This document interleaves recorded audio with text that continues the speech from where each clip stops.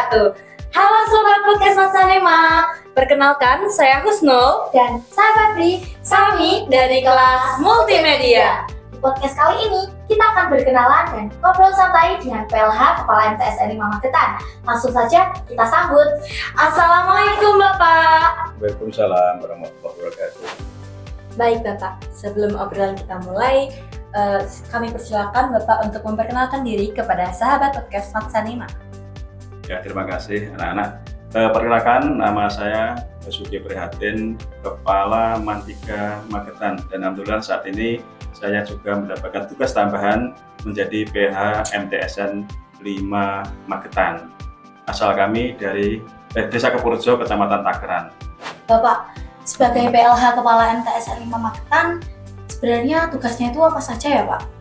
Ya, untuk PLH tugas kita adalah pada dasarnya meneruskan pekerjaan atau kegiatan-kegiatan sudah direncanakan, dirumuskan oleh kepala sekolah yang definitif Pak Suwoko yang kemarin. Sehingga Pak Basuki pada saat ini hanya menjalankan rutinitas yang sudah ada di rutinitas yang berada di MTSN 5 Magetan. Berarti Bapak harus siap jadi superhero ya? Semuanya di-handle. Ya pada intinya adalah kita melaksanakan sesuai dengan porsi kita. Jadi sesuai dengan porsi yang ada dan tugas-tugasnya sifatnya kan rutinitas.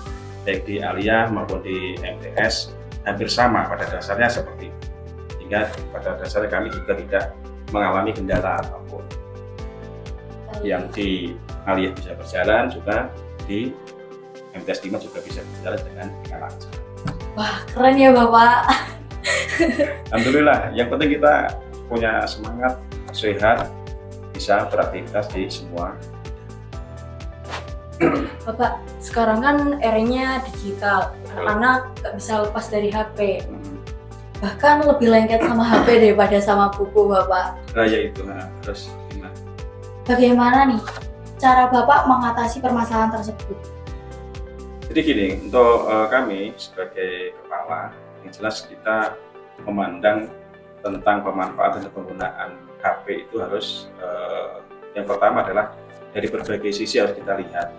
Yang pertama adalah kegunaan kita, kemanfaatan mempunyai HP. Misalkan seukuran atau seusia anak sekolah, maka pemanfaatannya harus jelas, yaitu untuk pembelajaran. Ya. Kemudian yang kedua, waktu penggunaan. Kalau kita pelajar ya kita tidak bisa menggunakan HP terus-menerus karena apa, itu akan mengganggu proses aktivitas kita, lebih proses motorik dalam tubuh kita maupun pembelajaran secara keseluruhan. Maka kita harus punya jam-jam tertentu. Jadi penggunaan HP itu terus kita batasi, jam berapa sampai jam berapa penggunaan. Kemudian yang ketiga itu juga harus terbatasi juga tentang apa yang bisa kita akses di situ. Jadi untuk ukuran siswa ya kita harus membatasi. Yang utama adalah hanya untuk membantu proses belajar kita. Jadi konten-konten yang sifatnya sangat jauh atau negatif kita harus bisa menghindari. Dan yang ketiga yang utama adalah peran dari madrasah, peran dari orang tua, peran dari bapak ibu. Jadi kita saling mengingatkan, tidak bisa kita harus jadi wajar misalkan Pak Pras sebagai seorang guru mengingatkan anak-anak kita menggunakan HP jam sekian sampai jam sekian, kemudian kontennya lah ini dan seterusnya. Kemudian orang tua juga sama, harus ada kolaborasi antara orang tua, anak, dan sekolah maupun ibu guru, sehingga nanti pemanfaatan digital ini tidak keluar dari norma-norma pembelajaran. Berarti semuanya harus kerjasama ya Pak? Betul, harus, itu tidak bisa. Harus semuanya sering kerjasama. Dari semua ini harus kerjasama. Berarti kerjasama tim itu penting banget. Sangat penting, apalagi sekarang apapun harus kolaborasi. Tidak ada yang berdiri tidak bisa. Apapun harus ada teamwork, ada berkolaborasi. Apapun. Termasuk kegiatan-kegiatan di USEM, kegiatan di multimedia, di jurnalis, tidak akan bisa berdiri sendiri. Kamu mesti punya tim mencari berita, ada punya tim editing, ada punya tim untuk publish, kan seperti itu. Nggak bisa kan berdiri sendiri, harus bersama-sama. Itu pun masih harus diberikan pada bapak ibu guru untuk cek ulang di editing, ada pembetulan dan seterusnya. Jadi seperti itu. Maka mulai sekarang bapak juga bisa berpesan pada kesempatan kali ini bahwa mulai sekarang harus membangun network jaringan. Ya, nah, dari jaringan itulah kita nanti bisa berkomunikasi dengan siapapun, bisa berteman dengan siapapun. Tapi kita harus tahu jaringan-jaringan atau teman mana yang baik.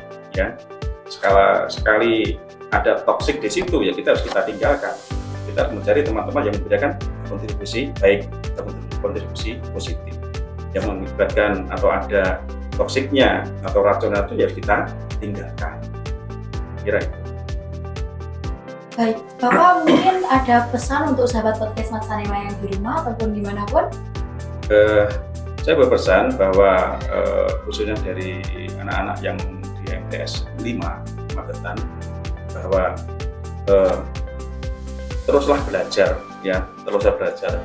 Jangan puas dengan ilmumu yang kamu dapatkan sekarang.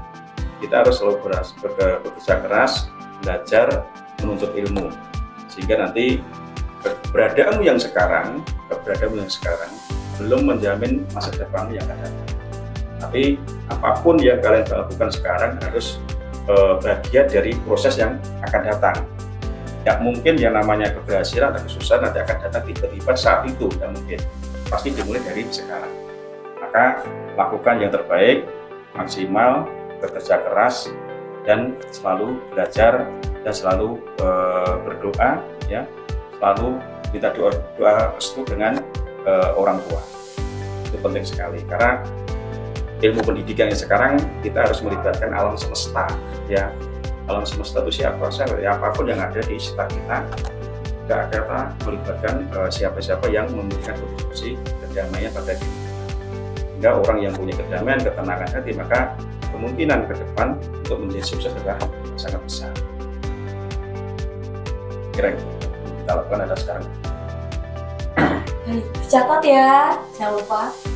Ingat.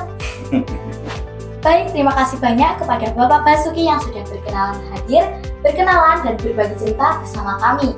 Dan untuk Sobat Podcast Mas Sanema, jangan lupa ikuti terus episode-episode selanjutnya karena kita akan hadirkan banyak obrolan menarik lainnya. Saya Husnul, Saya Febri, dan narasumber kita pamit undur diri. Sampai jumpa di episode selanjutnya. wassalamualaikum warahmatullahi wabarakatuh.